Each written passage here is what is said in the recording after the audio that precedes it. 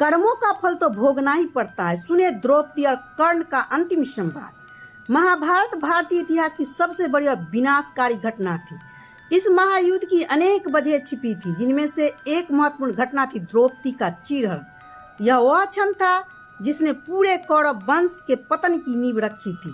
जब जुए के खेल में युधिष्ठिर ने अपना सब कुछ हार दिया, तो दुर्योधन के आदेश पर दुशासन ने द्रौपदी को जबरन राजसभा में घसीट कर लाया। यह वह सभा थी जहाँ भीष्म पितामह, द्रोणाचार्य, कृपाचार्य, विदुर जैसे विद्वान और धर्मयुग उपस्थित थे, लेकिन कोई भी द्रौपदी की रक्षा के लिए आगे नहीं आया। सभा में बैठे विकर्ण ने अवश्य विरोध किया, लेकिन दुर्योधन और कर्ण ने उसे चुप करा दिया। दुर्योधन ने क्रूरता से हंसते हुए कहा, द्रौपदी अब हमारी दासी है, इसे मेरी जांघ पर बिठा दो। कर्ण ने भी कटाक्ष किया, एक स्त्री का केवल एक ही पति होना चाहिए, लेकिन द्रौपदी के 5 पति है, इसीलिए यह निश्चित रूप से वेश्या है, इसे निवस्त्र कर दो। यह सुनते ही दुशासन द्रौपदी के वस्त्र खींचने लगा। अपमान और असहाय से पीड़ित द्रौपदी ने अपने प्रिय सखा भगवान श्री कृष्ण को पुकारा। उनकी कृपा से द्रौपदी का वस्त्र बढ़ता गया और वह सुरक्षित रही। यह दृश्य देखकर कुरुसभा भयभीत हो उठे। अपमान और क्रोध से जलती हुई द्रौपदी ने प्रतिज्ञा ली, जब तक दुर्योधन और दुशासन के रक्त से अपने केस को नहीं धोऊंगी, तब तक चैन से नहीं बैठूंगी।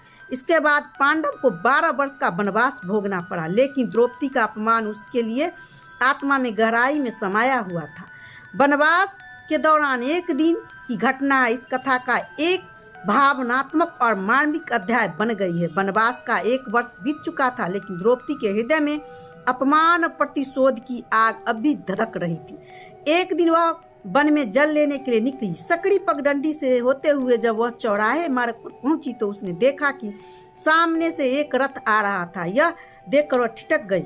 रथ उसके सामने आकर रुका। रथ से उतरते हुए व्यक्ति को देखते ही द्रौपदी का चेहरा क्रोध से लाल हो गया। वह व्यक्ति कोई और नहीं बल्कि सूत पुत्र कर्ण था।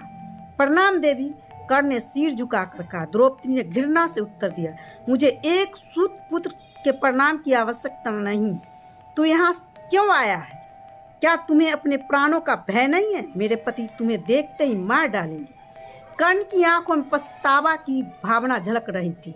वह बोला, देवी, मैं यहाँ युद्ध के लिए नहीं आया हूँ, अपने बोले गए अशब्द के लिए क्षमा मांगने आया हूँ। द्रौपदी की आंख में आंसू छलक आए, लेकिन वह कठोर बनी रही। उसने तीखे स्वर में कहा, मूर्ख, क्या तुझे नहीं पता कि सबसे गहरे घाव शब्द से ही होते हैं? मैंने तेरे शब्द से घायल हूँ, तू क्षमा योग्य नहीं है। कर्ण ने द्रवित स्वर में कहा, देवी, मैं अपनी जीभा को काट कर आपके चरणों में अर्पित करना चाहता हूँ। मैंने जो अपराध किया उसका प्रायश्चित करना चाहता हूँ। द्रौपदी ने ठहाका लगाते हुए कहा, तेरी जीभा की आवश्यकता नहीं, मुझे तेरे प्राण चाहिए। काट अपना सिर और मार्ग पर रख दे, ताकि मैं उसे ठोकर मार कर हटा दूँ। तेरा रक्त इस मार्ग को अपवित्र करेगा। कर्ण की आंखों में आंसू आ गए। उसने धीमे स्वर में कहा, आपका कथन सत्य है देवी, मेरे अपराध का एकमात्र दंड मृत्यु ही हो सकता है, लेकिन मेरे प्राण पहले से युवराज दुर्योधन को अर्पित हो चुके हैं, इसलिए अब इस पर मेरा कोई अधिकार नहीं, अन्यथा अब तक मेरा कटा हुआ सिर इस धरा पर पड़ा होता। द्रौपदी ने कर्ण की ओर तीखे दृष्टि से देखा और कहा, सूतपुत्र, तू कुलीन में रहकर उनके कायरता भरे शब्द भी सीख गया है। यह क्षमा मांगने का ढोंग बंद कर, ठहर जा यहाँ। मैं तुझे अपना क्षमा नहीं करूँगी। यदि युद्ध हुआ तो अर्जुन ने तेरा शीश काट कर धरा पर गिरा देगा, और यदि युद्ध ना हुआ तो मैंने स्वयं इस क्रोध और अपमान की ज्वाला में जलकर मर जाऊंगी। कर्ण ने द्रौपदी को जाते हुए देखा। उसकी आंखों में पछतावा, दर्द और ग्लानि थी। वह समझ चुका था कि उसके एक कटु वाक्य ने किसी नारी के हृदय में जीवन भर के लिए घायल कर दिया।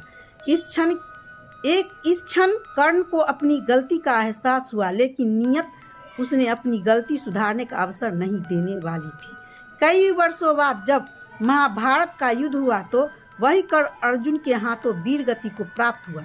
युद्ध समाप्त होने के बाद जब श्री कृष्ण ने द्रौपदी को बताया कि कर्ण सूत पुत्र नहीं बल्कि कुंती का पुत्र था, अर्थात पांडवों का बड़ा भाई, तब द्रौपदी को गहरा आघात लगा। लेकिन तब तक बहुत देर हो चुकी थी। कर्ण अपनी प्रतिज्ञा निभाकर मृत्यु को प्राप्त हो चुका था। यह संवाद तो वनवास के दौरान हुआ था, लेकिन केवल शब्द का आदान प्रदान नहीं था, यह नारी के अपमान, पश्चाताप और समय की क्रूरता की कहानी थी। इस कथा से हमें यह सीख मिलती है कि शब्दों की चोट तीर से भी गहरी होती है।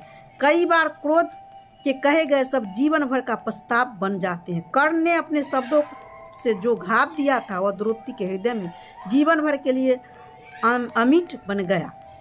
दोस्तों, यह कथा आपको कैसी लगी हमें कमेंट बॉक्स में बताएं, और अगर आपको यह कहानी पसंद आई हो तो जय श्री कृष्ण जरूर लिखिए। अगर आप ऐसे ही और रोचक वीडियो देखना चाहते हैं तो चैनल को सब्सक्राइब करना न भूलें। राधे राधे।